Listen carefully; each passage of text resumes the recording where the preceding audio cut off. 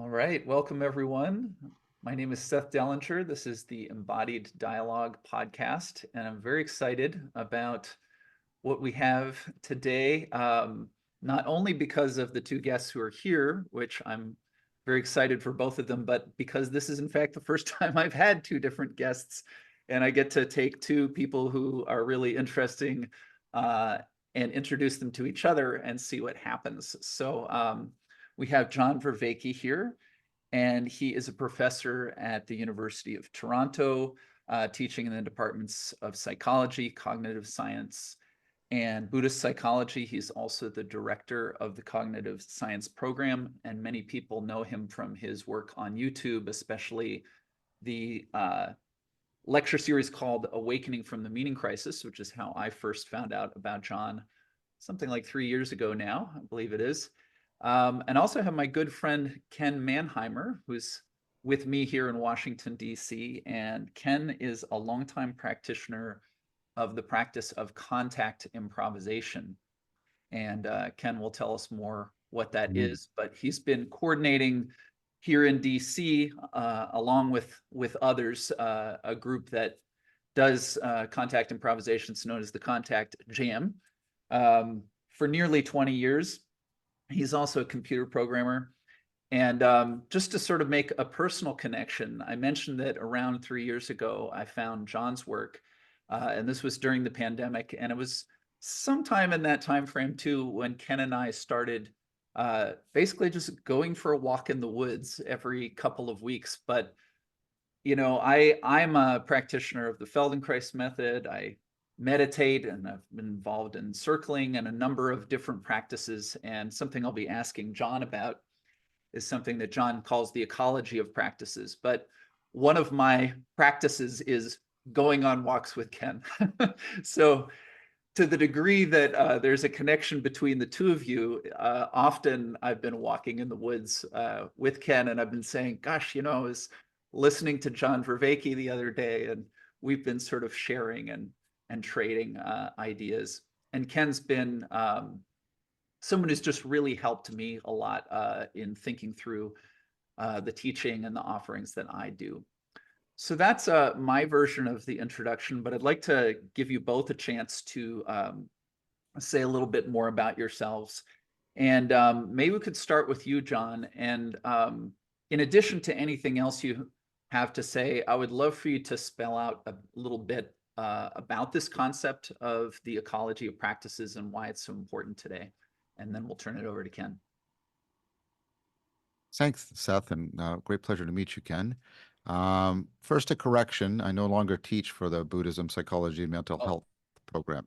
That program has actually been shut down by the University of Toronto. So I'm just Psychology and Cog Sci now. So just a correction. So the basic idea behind ecology of practice is a way of trying to deal with two basic facts about us. Our cognition, which isn't just our knowing, it's our entire sense-making apparatus, if I can put it that way. Sweet is maybe better, is very dynamic. It's very self-organizing. It's multiple layers, recursive, very complex, a dynamical complexity. It gives us tremendous adaptivity, and at the same time, it makes us very prone to self-deception.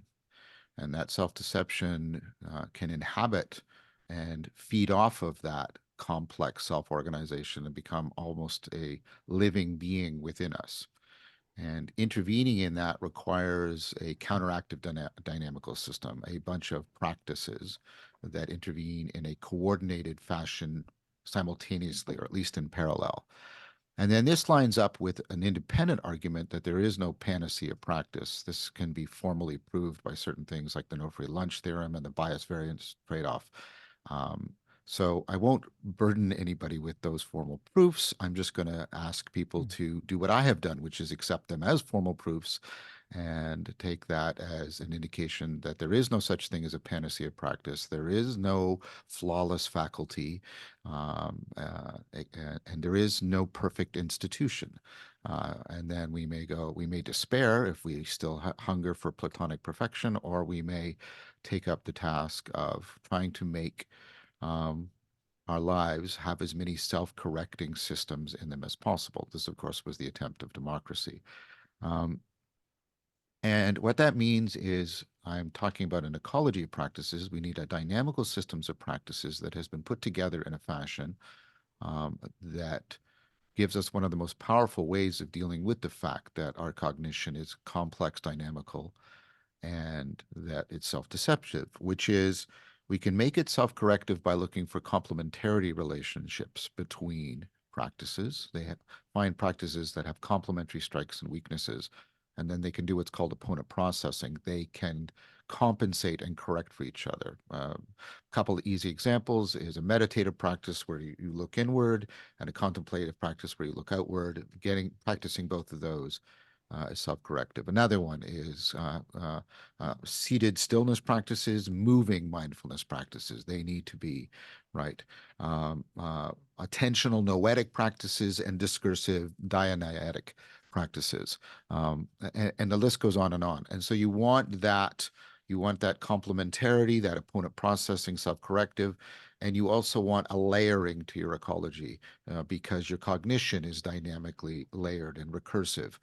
And you see examples of this. I mean, the one that's I use just because, not because it's the exhaustive or sole account, but just because the Buddhists have a habit of numbering things and laying things out in very sort of clear fashion. You have the Eightfold Path, which is represented as an eight-spoked wheel.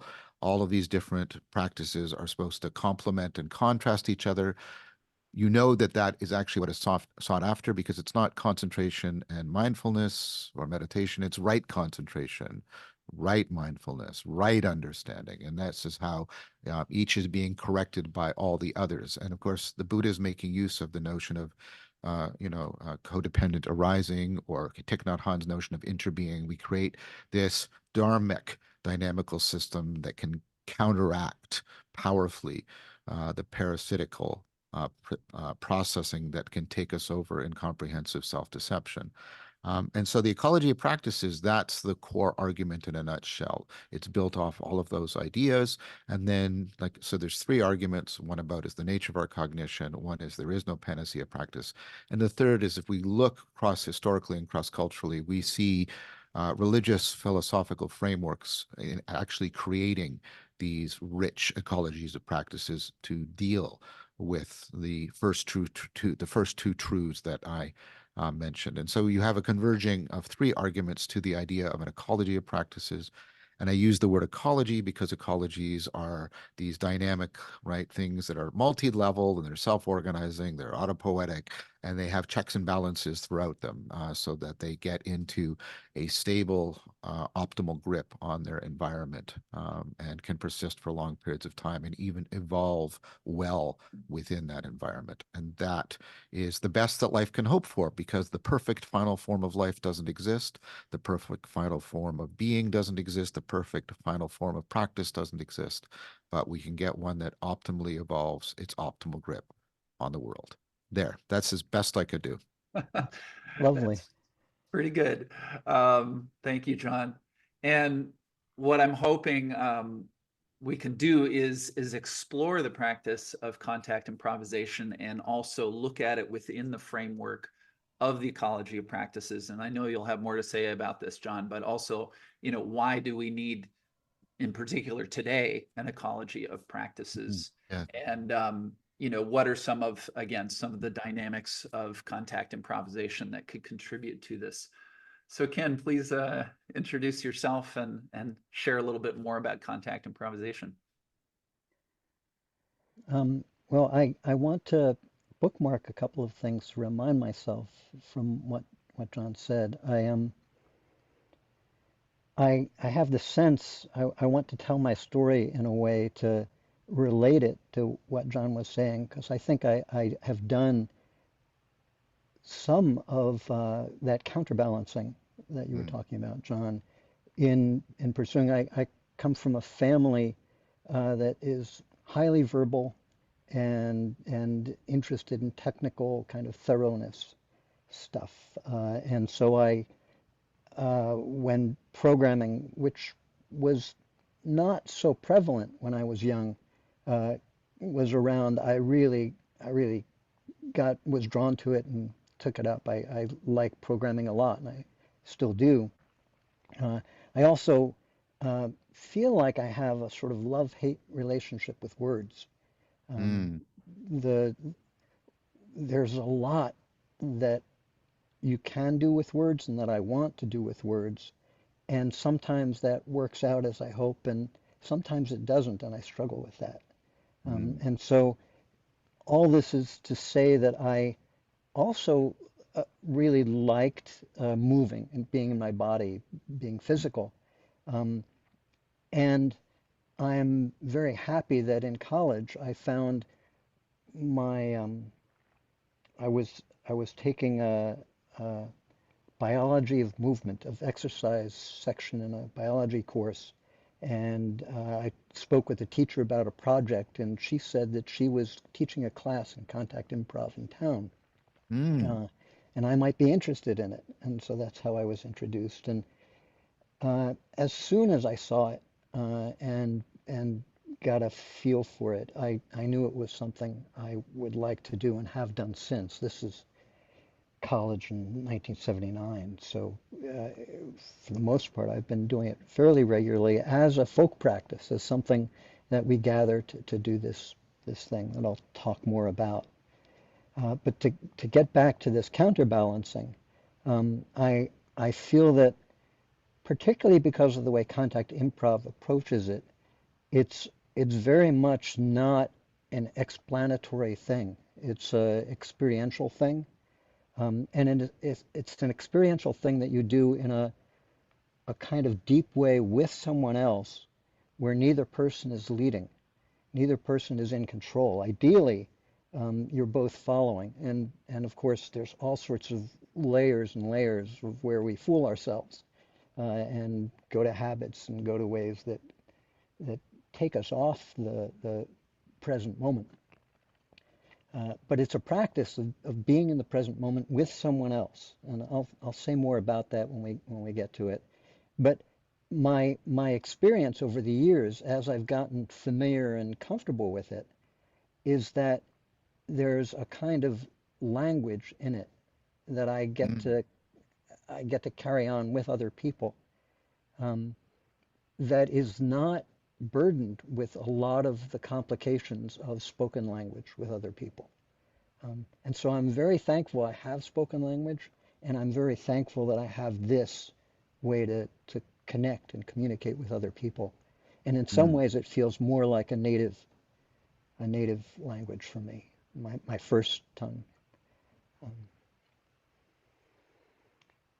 and that may have created a mystery of what contact improv is. We can get to that in a moment. But another thing I wanted to say, something that I was taught early on by my father, who kind of disabused me of the notion that we know anything absolutely as a kind of playful exercise. Um, but it's spurred in me this curiosity about what it means to have a sense of what's real. And I think Mm, as you were speaking about um, ecology of practices and how we fool ourselves, also as a programmer, this comes up a lot. You know, it's very tempting to blame the compiler for the errors, and you discover again and again and again how how you can mislead yourself mhm. in debugging.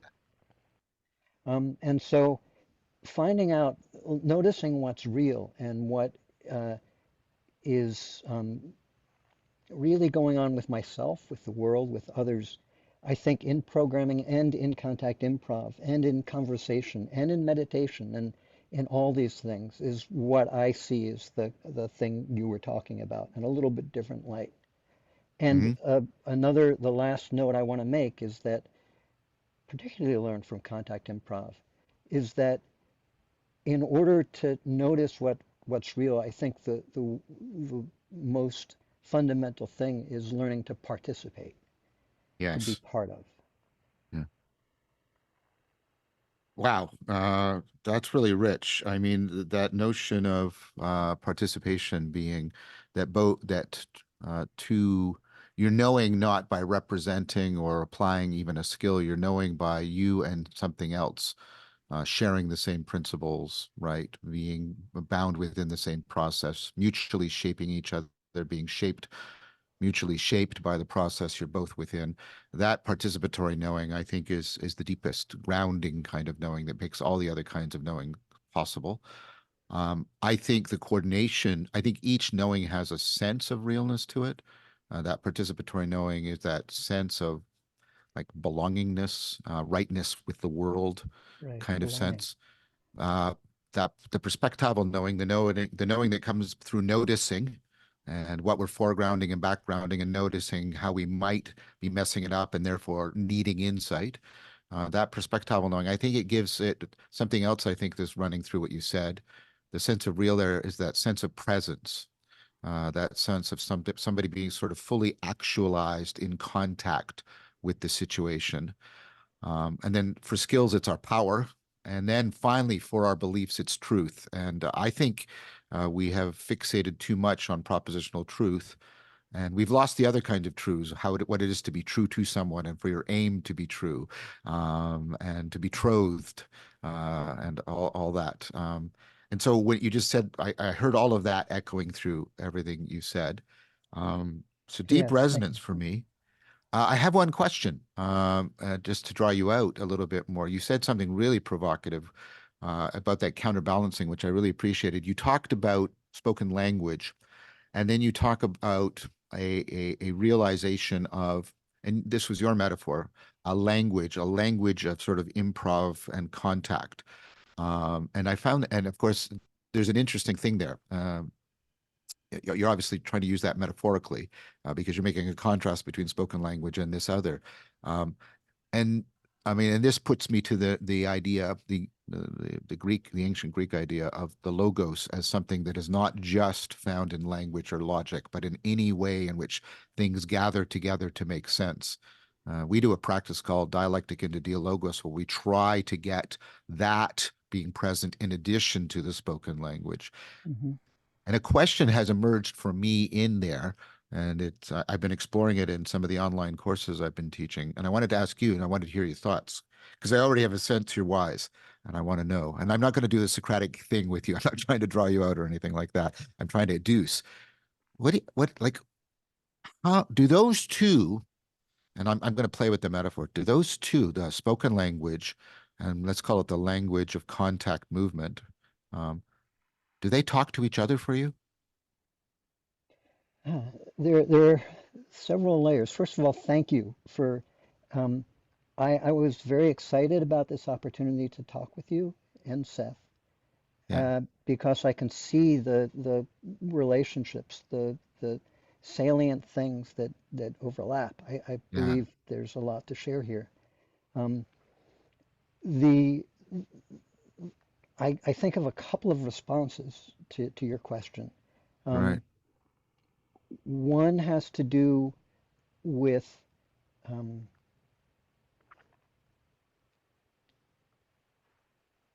with a question people often ask when they're learning to do improv of any sort, but contact improv is the one I'm most familiar with, or movement improv, um, which is, how do I stop my mind from working or get my mind out of the way? Hmm. And my response is not to get your mind out of the way, but to find a way, for me to find a way to um, to let my mind, the kind of spoken or executive mind, do what it does well, which is planning and recognizing opportunities and doing things that reflex doesn't do as well, or the more immediate responses. Mm, Um, and then to also give reflex and um, more intuitive sense of where things are going and being present in the moment, uh, to have a cooperation, a collaboration between these different skills. right, right, right. And the thing I hear in your in the crisis you're talking about is where we let some skills try and do the job of other Yes. skills. Yeah, yeah. And I think more than skills, I think that's right. I think we try to let modes of being, roles, identities, try to do the jobs for others. Right. Uh, right. Right. I so much agree. And yeah, yeah, So, the right. Go ahead.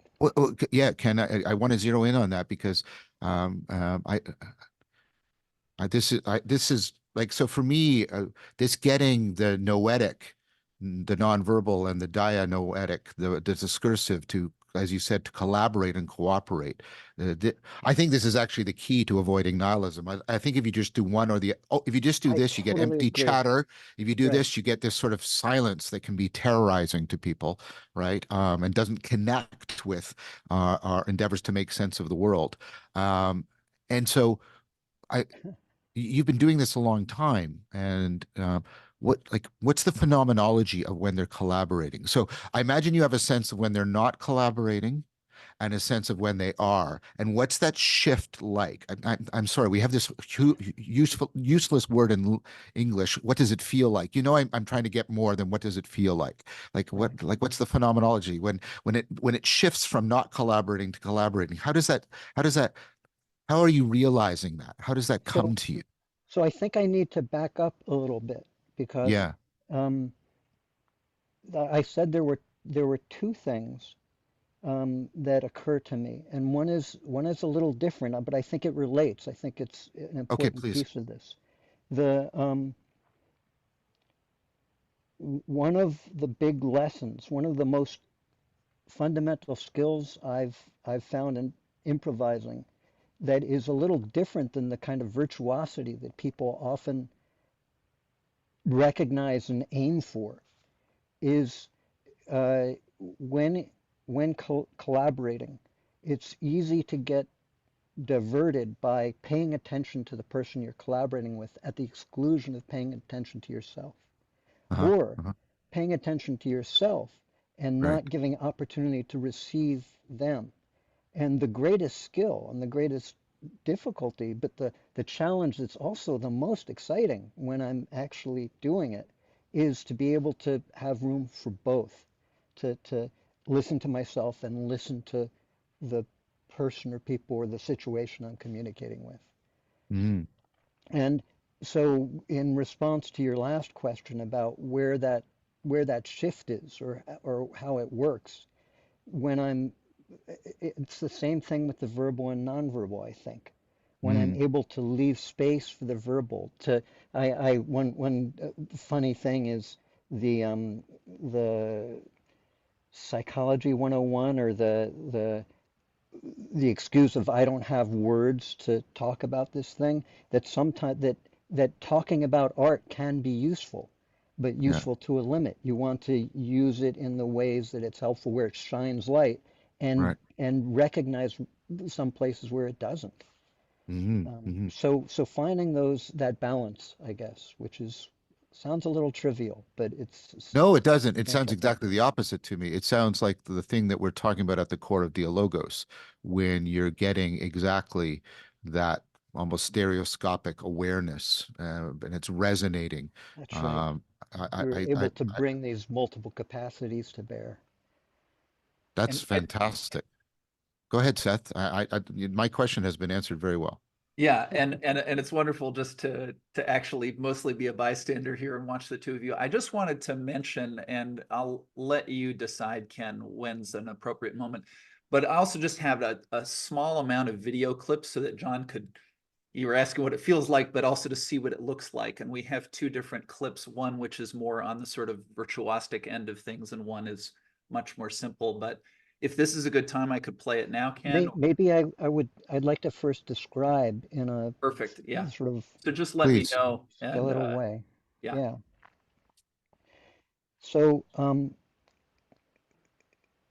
there's so much I want to say, but contact improv came out of postmodern dance, a group of um, people, including a pretty highly trained dancer and martial artist, did Aikido and so forth. Steve Paxton was part of Merce Cunningham's company, and studied with various other people, worked at a high level in dance, but also formed a group and found a studio space at a place called Judson Church in Greenwich Village, and experimented with all sorts of alternative things, including that what is dance? What is it? What's the difference between pedestrian movement and dance? And can they overlap? What's the boundaries?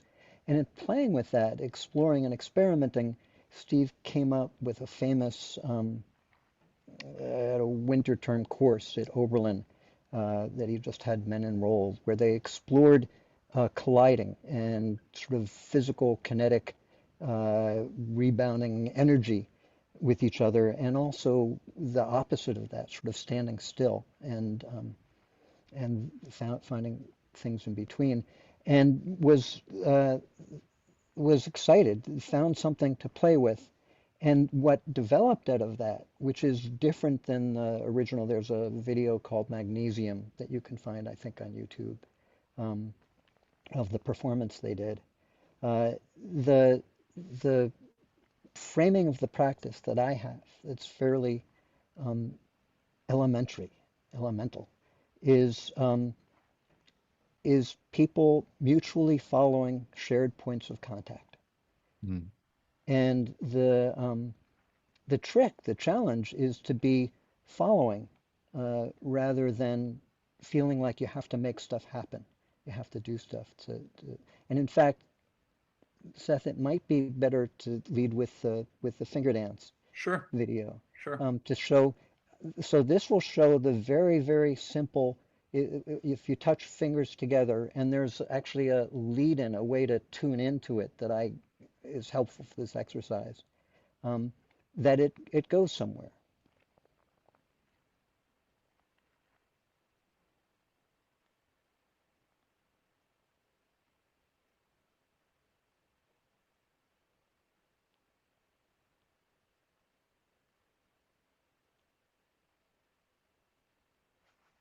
So this is I wouldn't normally talk while leading this, uh, and I'm trying as a leader to not lead when doing this. To we're both still and trying to follow each other's finger movement, and of course there's a feedback loop. It's Mm-hmm. like the Ouija board, Mm-hmm. where the challenge, of course, is that when people play Ouija boards, they want to go to the certain letters to spell things out.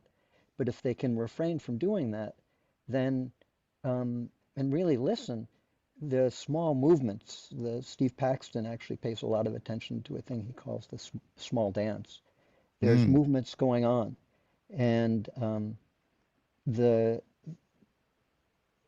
if you're willing to be patient and respect the refraining from making stuff happen, you can tune into that, and there's material to play with, a faltering or a shake, and that gets amplified by one person following the other, following the other, following the other. Um, and there, it's not arbitrary, uh, Mm-hmm. Mm-hmm. but and in the way you follow, you can make choices about whether you follow quick or slow or big or small. Uh, and those choices start to represent you in the collaboration. So I'll Mm-hmm. actually just jump in here a moment to say that whenever it is that I showed up at my first contact improvisation event, and Ken was there, and there were others, and I had my own background in other movement forms, and I have background in musical improvisation, so I thought, okay, I just get to move my body every which way, and I must have been flipping out and doing crazy things. And at a certain point, Ken was like, hey, you're new, let's and he showed me the finger dance. And Ken often does this to introduce people to the concept of contact improvisation, because of course you can see with the fingertip it's very minimal. But just to give a little bit of my own experience with it, you touch fingers and you close your eyes, and right away it feels like, oh, that person's pushing my finger around. But then at a certain moment you go somewhere and you say, I want to go over here, and then you realize, oh, I'm pushing them. And then you have to sort of So like the practice, it's yet another kind of a presence practice, but it's this interpersonal one. And then there can be a moment where, let's say, it's Ken and I are both doing this, and we really do have a sense that neither one of us is leading. But of course, anyone watching sees our fingers going here and there, and it eventually the practice can involve the whole body. And I also just want to mention, because the video clip that we played, that's where Ken and I go walking, and where the musicality of being workshops happen, which is maybe another thing that we don't have to get into a lot, but it's sort of a place where Ken and I are bridging some of what he does and some of the practices you do, John, because there's a relational, we're walking down the trails and talking and whatnot. But just to sort of underline that distills something, that It, and it, it distills something, and it also, in a way, it's not sufficient, because doing that with multiple points on your whole body is, it adds another element, which is, for one thing, being in another person's personal space, but also finding ways to engage so that you're staying engaged. You're going along with each other, going through all the pragmatics of moving through space together. And so one of the sort of the complementary exercise that I often do is this notion of counterbalancing, a slight counterbalance, where you're sharing your balance with someone else.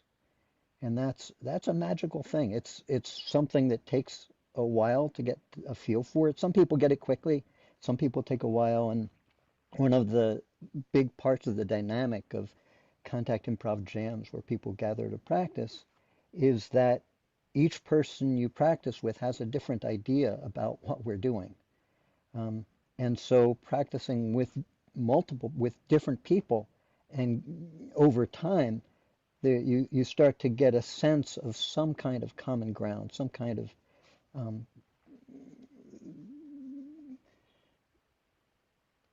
feel that enables you to engage with someone who you actually don't speak the same language. This is done around the world, and uh, people often remark on going to Japan or Korea or Britain or wherever, and having this opportunity to dance with, to have this conversation, this movement conversation with someone with whom they don't share verbal language. so maybe I'll just play the other clip here, if that, or did you want to say something first, John? I, yeah. Yeah, Yeah, yeah, go I ahead. did. I just wanted to, I have done this practice multiple times, Oh, but I thought it was very valuable to just have you first describe it and show the videos. great. I've done it at sort of three different, I did it at Return to the Source with Rafe Kelly, and especially with some of the instructors there. I did it at both of the Respond meetings, the one that was in Vermont and the one that was in Bergerac, and very quite a few variations on it, and then there's similar things also within Tai Chi Chuan, Push well, hands. yeah, push hands and sticky hands and things like that. Hmm. Um, Now, I'm not claiming proficiency. What I'm saying is you can assume I have a little bit of the phenomenology if you want to talk a little bit more deeply about it. That's all I'm saying. Well, I think one of there's layers and layers, and one of the really beguiling things for me is this question of what virtuosity means in any Hmm. practice, but in this practice Yeah, in particular. right. Um, and it's, I think the virtuosity I mentioned of being able to listen to yourself and listen to someone else and not have it be so much about what you're doing, but about doing together, um, is uh, is the ultimate for me.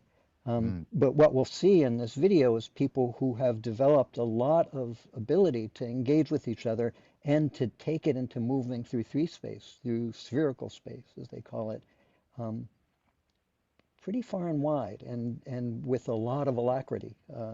And it's a joy, and yet I want to put in a caveat, that that in order, actually, I feel that in order to get to that depth of and intensity of collaboration, trying to do the things doesn't work. Yeah, this is the trying to try paradox, right? That Ed Schlingerland talks about so much, right? Exactly.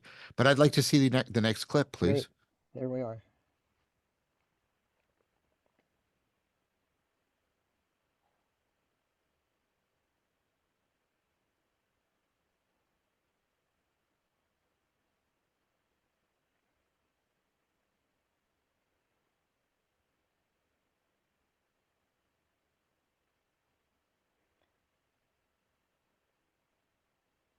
So I Yeah, think yeah. one So of, yeah, go ahead. I've done this version of the practice a couple times. This where it gets into this very, I don't know what to say, almost gymnastic Right. kind of movement. Uh, Right. And yeah, thing I would point out is that what people see is from a regular frame of reference when people are getting rides is lifting. And what I see and what I want to suggest is riding, yeah, is yeah, you're following trajectories and taking the opportunity when someone is moving in a way to take that little ride she got on his hip right then. Um, that there's a big degree of going where you're going, and yet being able to alter where you're going to take an opportunity to get a ride and give a ride. And then ultimately, you're getting and giving rides so continuously that it's not clear who's doing what at each moment. yeah. There was two things that I noticed, I might be misrepresenting things, but I noticed that sort of phenomenon of bleed, where I couldn't tell where things Mhm. were originating from. And then that other one that you sort of made an allusion to with the Ouija board, there was like there's a spirit, and I'm just participating in sort of keeping it alive rather than trying to make the movements happen. And I don't know if that tracks, but No, that's very much. okay. It's I believe that the when you're both tuned in, you have this there. So there's one of the original people who worked with Steve Paxton after his performance. It's a woman named Nancy Stark Smith, who actually died during the quarantine in Oh, I'm sorry. 2022. Yeah, a lot of us are. Um, she was sort of the torchbearer for contact improv for a while, and she developed this out of her teaching, and particularly teaching skills. She noticed that um, she was losing um, some taste, some affinity for the teaching of skills, but her students noticed that there was some preparation she was doing for to get people ready if they were doing what she called low, slow flow, things that involve moving close to the ground, or then the higher energy, taking a ride up through space on somebody's shoulder or hip. Um, that she would prepare them for these things, and those preparations she came to realize were as important or more than the specific skills she was focusing on. Right, right, right. So the glue between things, the way that we connect together and we participate, we organize ourselves to participate, is as important as anything else. She developed a practice out of that, a thing called an underscore, which has a description in it, and the description is full of words uh, and full of these layers of things that happen, a kind of progression. But the progression is just to prepare, just to make Yeah. suggestions about how to participate, as opposed Yeah, to what to do when you're participating. the whole of the when you're playing Tai Chi, the whole of the form is just preparation for letting go of the form, which doesn't mean you stop doing the form. Right. Yeah, and so um, there's something of deep philosophical interest, and I mean philosophy as a way of life, cultivation of wisdom, not academic philosophy here, because for me, this I talk a lot about transjectivity, neither subjectivity or objectivity, but the deeper thing that binds the inner and the outer together. Lerman talks about the three senses of real, and we have been so fascinated since Descartes with the subjective and the objective, and we've lost the third sense of real. We've lost the sense, the transjective sense, even though at some level it has to be there operating unconsciously, or we'd be just trapped within our minds, or just dissipated into the world. Um, and do people do people like report that an awakening of that sense after doing this practice for some time? And does that transfer? Oh, great. So you're nodding vigorously. That's great, Ken. So, and does that transfer broadly and deeply into their life and transform at multiple levels of their psyche? This, for me, these are the criteria I look for when and I use this term compliment as a compliment, not as a pejorative. When I'm looking for a ritual, I'm looking, does it transfer broadly and deeply into many domains of people's lives? And does it transform broadly and deeply many levels of the psyche? And so does that happen? Do they get this sense, this third realness, and does it do that transfer and that transformation? Do people report that? Yes, and so and I take it from what they say that it relates to my experience of it, which Right. is very much um, the sense. So I said that I had disappointments with words earlier on, and I think Yeah. they're sort of my own quirks, my struggles have to do um, with difficulty finding ways to keep my enthusiasm for Mm, where my thoughts are going from doing that thing of following myself and no longer paying attention to that I'm being followed. Um, right. Right. and so this whole question of learning to participate and learning to participate in a way where I feel like I'm part of what's going on, as opposed to, and it happens in this conversation. We're doing that now in Yeah. any conversation, in any relating. Yeah. And the trick is, it's not entirely clear to me how to ensure that I'm going to get to share the points I want to share with you. But I think this point, actually, this notion of participating in what you're describing, of the third, being in that third part, the one where it's neither you nor someone else, but together, uh, is the juiciest thing. It's just yeah, Well, because I think that connectedness described that way. And I wanted to do the description first because when people hear connection, they're doing the standard two things and the relation between them. And that's not what I'm talking about. We're talking about this, not that, right? This fundamental relationality, not a relation between two relata, but this more fundamental relationality. I think that religio, that connectedness is, and that sense of it, and the sense of it impregnating your life and percolating through your psyche is exactly what has been threatened by the meaning crisis in modernity. And and so in many ways, this is what I mean when I say the answer to this problem of the meaning crisis and nihilism is not an argument. It's learning how to fall in love with being again.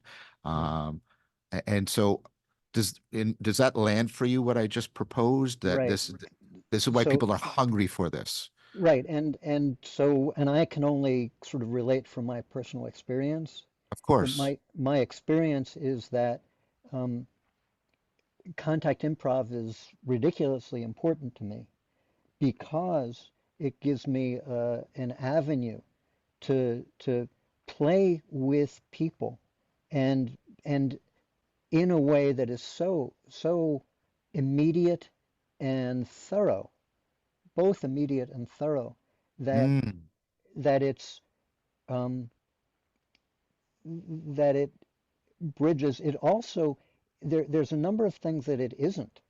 It's not um, it's not likes. It's not. In fact, people do it as performance, but mhm. it's really very participatory. Yeah, yeah, And the you don't have to do fancy stuff to be extremely engaged. yeah, yeah, yeah, And you don't yeah. need a lot of equipment. You don't have to.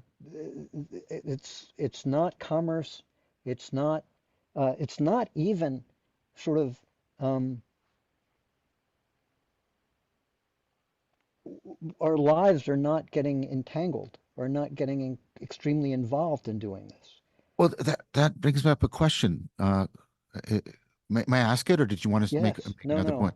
Yeah. So and we talked earlier about confusions, and one of the things that, and because I remember when I did this practice, I was confronting this, right?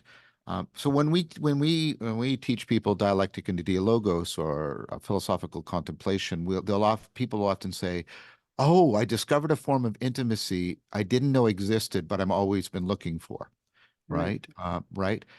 But one of the problems, and I even felt it in myself, and and I've been a Tai Chi player for like 3 decades, and a meditator and a contemplator. But nevertheless, when I was doing these practices, it's like my brain was going the standard models of intimacy. Oh, this is familial? Nope.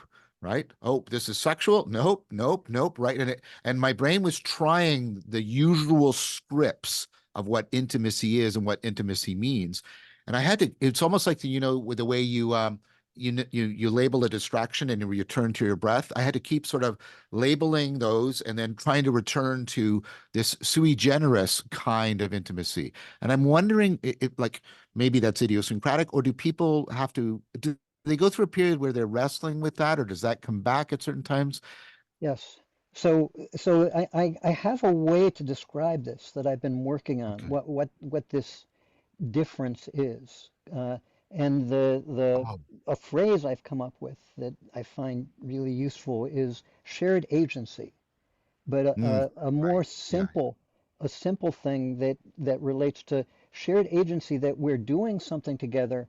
And in a lot of things, a lot of games are arranged so we can do something together, but what we're doing together is very constrained. It's some Mhm. kind of pattern where we're knocking a ball back and forth across the table playing ping pong, or where we're going in 4/4 time doing these steps. It's arranged so that we can be in this very um, restricted kind of space, but doing it together. That's great. But actually steering together, actually making choices and um, taking it so that we could. It's sort of the difference between driving on a in a city on the streets, and or going out into the wilderness where we're walking together and we're getting to pick any direction. As we get more comfortable with the choices we each make, we can then start making choices about not just staying on the path, but making a new path or climbing a tree or whatever. That's so so I believe that a lot of games trade off freedom for structure, and Right. that structure organizes us together.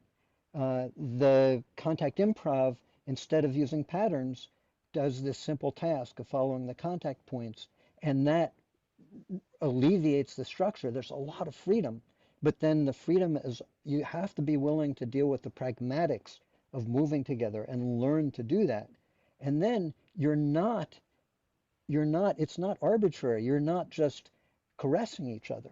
You're actually moving together. So the intimacy that people talk about, which some there's a movement called touch and play with which explores that as a this sort of contact improv, but playing with that as a framework to explore physical intimacy. But this is not what contact improv is per se. Contact improv is about exploring moving together. And there's a lot of layers to that, a lot of um, territory to explore that involves the discovering how immediately and thoroughly you can be making choices together. There's something Yeah, that, oh, just quickly, John, you've please. talked about in Dialectic into Dialogos that something we can do that is falling outside of the practice is we begin to project on the other person, right? And we have various ideas. there was a visiting teacher of contact improvisation who came to Washington, D.C.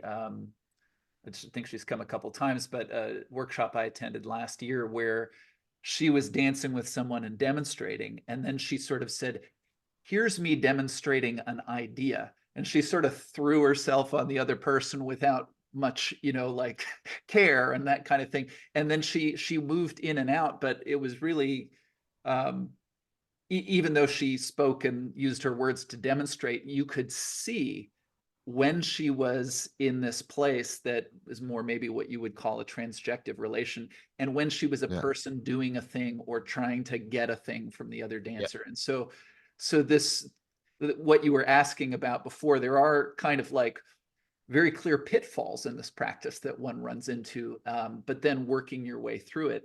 And when it feels like you've reached that place, like the phenomenology of it can be that it's just effortless. Like I've had the experience of Yeah. being lifted and I almost don't know how it happened. I'm just suddenly up in the air and these things.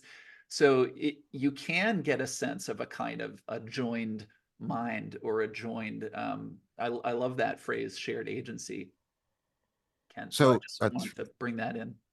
and there's three things I want to say in response to that. So Dan Chappie and I have published a bunch of papers, three papers actually, in high impact cog sci journals about shared agency, we agency, and what that looks like. And and then in Dialectic into Dialogos, we talk about the particular kind Good to see of agency that you get in the flow state. We talk about the shared flow state because the interesting thing about flow is it sort of demonstrates to you the lie that the narrative ego is the author of your agency, and you could put that. that aside and have your agency enhanced, even though you're not being driven from your narrative ego.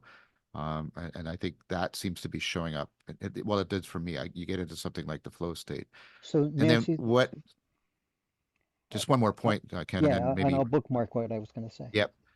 Thank you. And then the other one is, and this follows from the first two, which is James Carse, who unfortunately we lost, talks about infinite games as opposed to finite games. And I think what I heard you saying that there's a lot of things we do together, but we're playing finite games, in which, right, there's a set of rules. I think you called it a pattern, and we all commit to those rules, and then we move around within that. Right. And then and we try to say to people that dialectic into dialogos is not a finite game, it's an infinite game. Because in an infinite game, you can actually, part of the game is changing the rules of the game Right. You're as you're playing to playing it. continue the play, and as Yes, the play exactly. changes, you need to change the rules. Exactly. And so there's no deeper point. Those are three things that came to mind as you were speaking, and I just wanted to put them into the shared space between us. So it reminds me of a thing I was going to say. I'm first of all, I almost want to catch my breath because I said earlier that there were things I would have wanted to have discussed here, and I'm feeling like they're just happening. I'm so happy to be getting to the things that are important about this for me. Um, the thing I was going to say about Nancy Stark Smith and her underscore is that there's a discussion, there's a little part of the talk through that talks about these phenomena, these things that occur in collaborative improv, particularly in contact improv, but in any kind of collaborative improv. And one of them is this thing she calls streaming, uh, Mm, which is when you're in a situation, when you're in a state where the way I think of it is you don't have to add a lot of effort in order to keep going because you're mm, part of it. It's yeah, carrying you in a way and you're carrying it. So that's streaming. And part of the reason I mention is because there's another one that I think is, I just love the description she came up with of the score as a whole. There's this thing called the gap, which is symbolized by a pair of square brackets with an empty space in the middle. The empty space is any time where you feel you lack a frame of reference, which can be disconcerting, but it can also be an opportunity to discover new things. mm, It's that yeah. pregnant moment of intuition.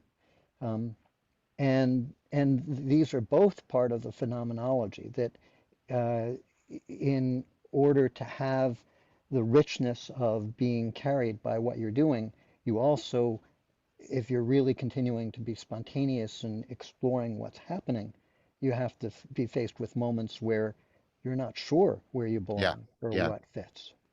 And that's part of the lesson of these practices, is to remind ourselves that that actually fundamentally is our true state.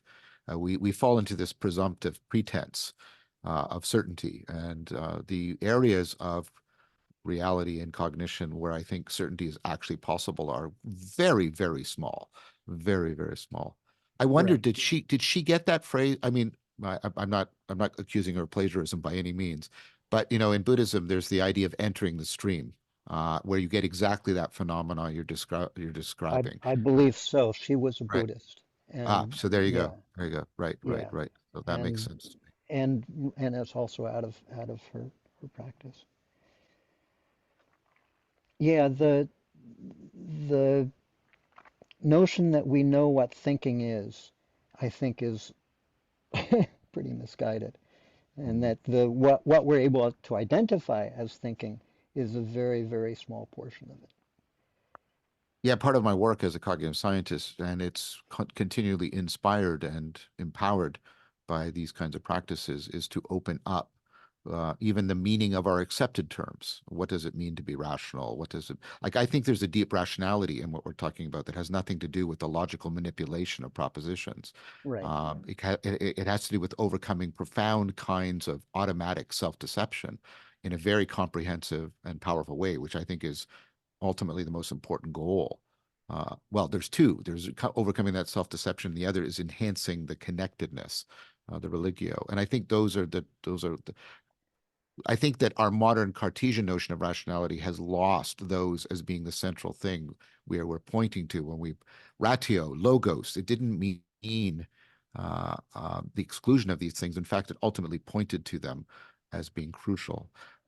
So, yeah, I've been constantly trying to expand both the vocabulary that we're using to talk about the mind and its relationship to body and each other and the world, and also to reinvigorate, enrich, expand the referent of even our established and existing terms, precisely because of what we're talking about. I think the presumption that we have a sufficient grasp such that we can just proceed, I think that needs to be radically challenged because we have a we for the most part, it is changing now, but for the most part, we have a model of mind that is driving people into the meaning crisis rather than helping them awaken from it. And I think that is a deep critique of both the moral status and the explanatory adequacy of our current models of the mind.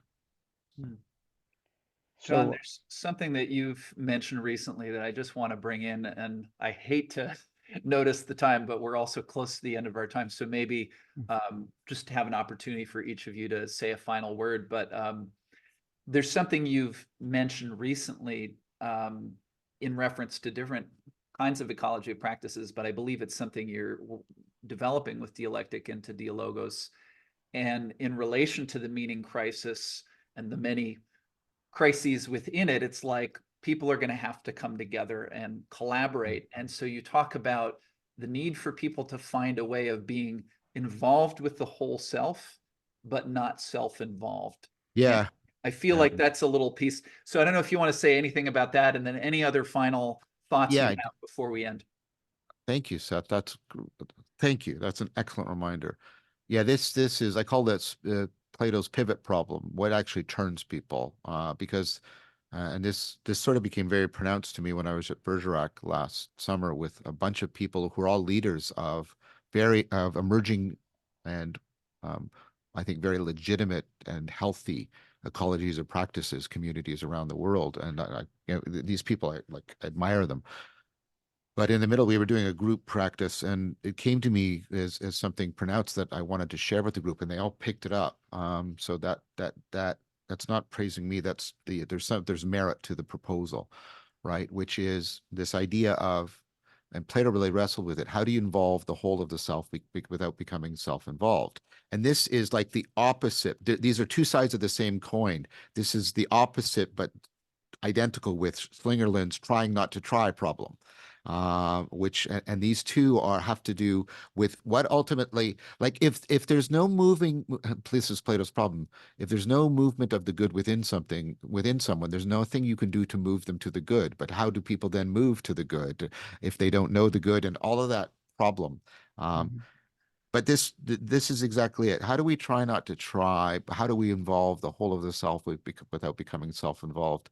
And part of the answer is, and I think he finally comes to it in the seventh letter. Part of the answer is, you know, well, it isn't something that you or I or even we do. It's something we use the metaphor from Heraclitus of fire, and what we do is we put the logs together. But the spark, if we try to make the fire, as opposed to set up the conditions by which the fire will take shape, then we have not understood what fire is.